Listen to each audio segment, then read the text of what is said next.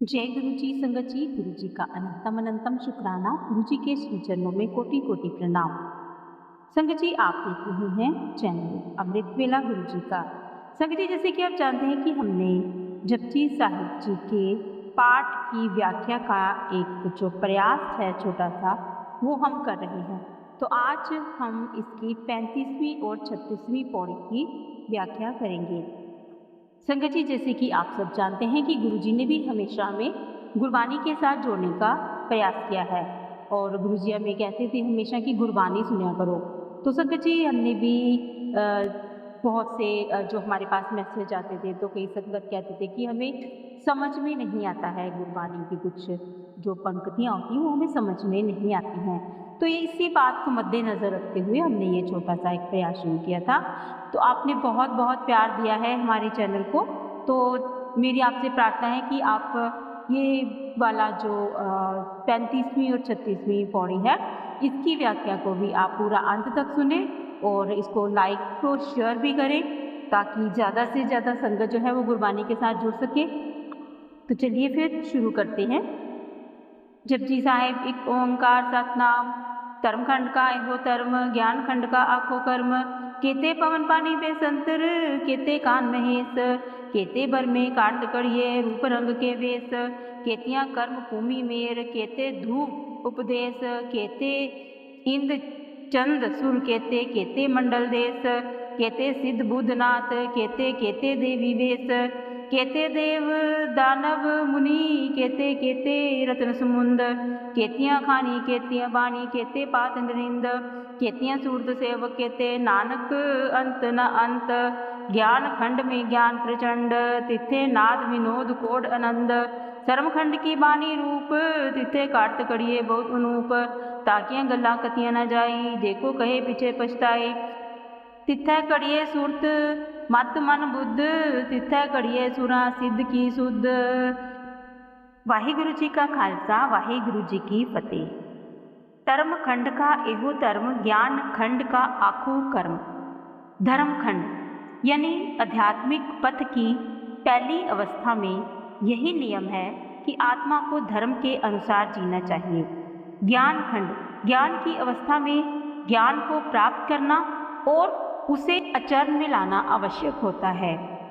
केते पवन पानी बेसंतर, केते कान महेश। ईश्वर ने अनगिनत वायु रूप पवन, जल, अग्नि और बेसंतर बनाए हैं।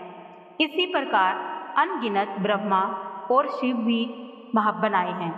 केते बर में काढ़त कड़िए, रूप रंग के वेश। ईश्वर ने ना जाने कितने कितने अनगिनत ब्रह्मा बनाए हैं जो सृष्टि का निर्माण करते हैं। वह भिन्न भिन्न रूपों, रंगों और वेशभूषाओं में सृष्टि का विस्तार करते हैं। केतियाँ कर्म भूमि मेर, केते दू उपदेश। अनेक प्रकार की कर्म भूमि जहाँ पर आत्माएं जन्म लेती हैं बनाई गई हैं। अनेक ऋषि मुनि उपदेश देते हैं और धर्म का प्रचार करते हैं। केते इंद चंद सुर, केते केते मंडल देश। ईश्वर ने असंख्य ही इंद्र और असंख्य ही चंद्रमा और सूर्य बनाए हैं। उनके अनगिनत ग्रह मंडल और देश हैं।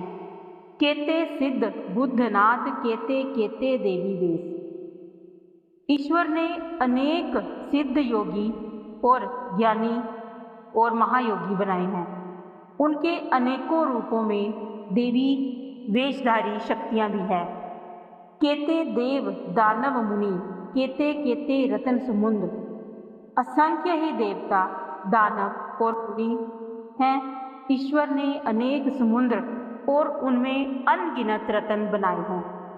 केतियाँ खानी केतियाँ बानी, केते पात नरिंद। ईश्वर ने अनेक प्रकार की योनियाँ और भाषाएं बनाई हैं।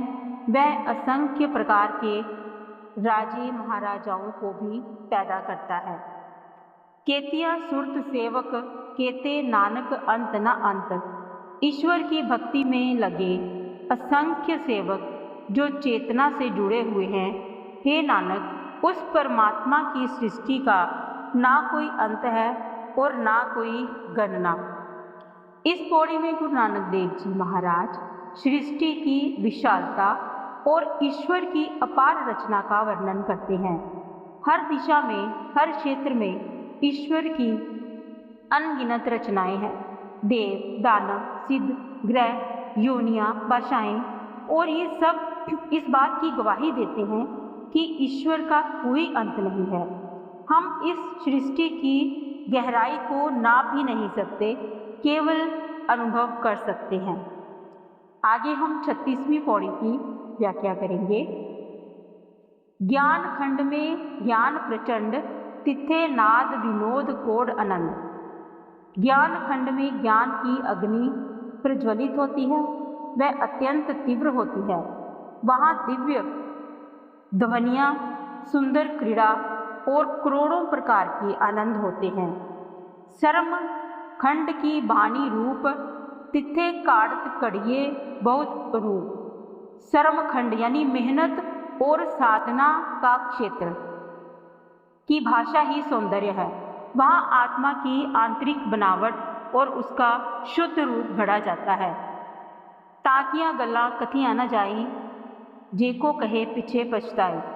उस अवस्था की बातें यानी जो ईश्वर ने निर्माण किया है, उसकी बातें कहकर नहीं समझाई जा सकती। अगर कोई कहने की कोशिश करे तो वह पीछे हट जाता है और पछताता है, क्योंकि वह पूर्ण रूप से सत्य को बयान नहीं कर सकता। तिथे कड़िए सूरत मत मन बुद्ध, तिथे कड़िए सुरा सिद्ध की सुध।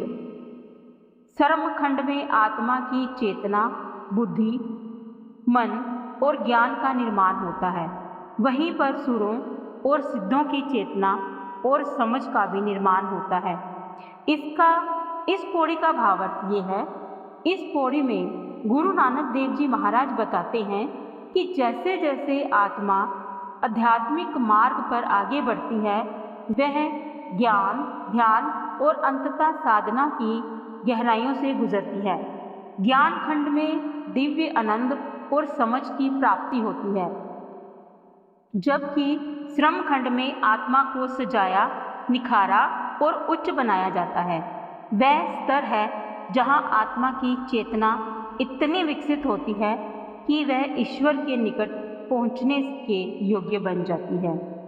वाहिगुरु जी का खालसा, वाहिगुरु जी की फतेह। संगत जी, ये थी जपजी साहिब जी की 35वीं और 36वीं पौड़ी की व्याख्या। कल फिर हाजिर होंगे हम अगले अध्याय के साथ। तब तक जय गुरु जी, शुक्राना गुरु जी।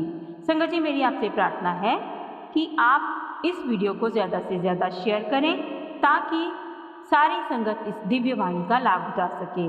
जय गुरु जी, शुक्राना गुरु जी। गुरु जी के चरणों में कोटि कोटि प्रणाम। वाहिगुरु जी का खालसा, वाहिगुरु जी की फतेह।